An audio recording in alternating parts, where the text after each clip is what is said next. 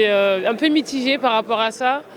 Moi, je suis partie un peu des pionnières qui ont eu le premier contrat pro rugby féminin. Et j'ai connu aussi l'époque où il n'y a pas eu de contrat pro.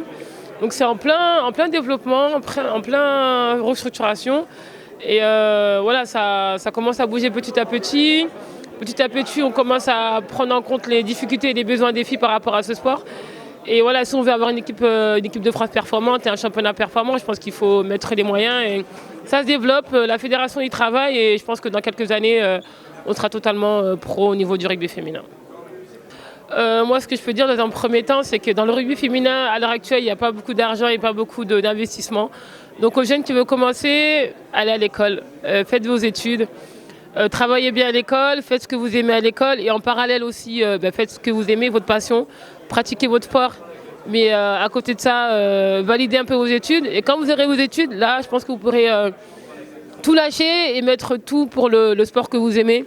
Mais études et sport, et c'est ça qui fait la force un peu du rugby féminin. Et des filles qu'on voit à l'atelier qui jouent, on n'est pas à 100% professionnel, on a la double casquette et c'est ça qui est encore plus beau dans le rugby féminin, je pense.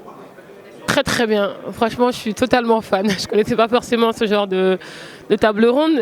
C'est bien parce que c'est pertinent, parce que tu as plusieurs sports différents, plusieurs points de vue différents et ça permet aussi aux jeunes de voir ce que c'est réellement le sport du niveau avec ses aspects péjoratifs et ses aspects positifs. Donc échanger autour de ça, leur dire qu'il faut faire attention un peu parce que le sport du niveau est assez ingrat aussi.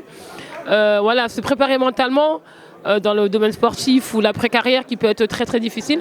Donc voilà, de leur donner des conseils, les inciter à continuer ce qu'ils aiment et à être déter sur leur objectif. Voilà.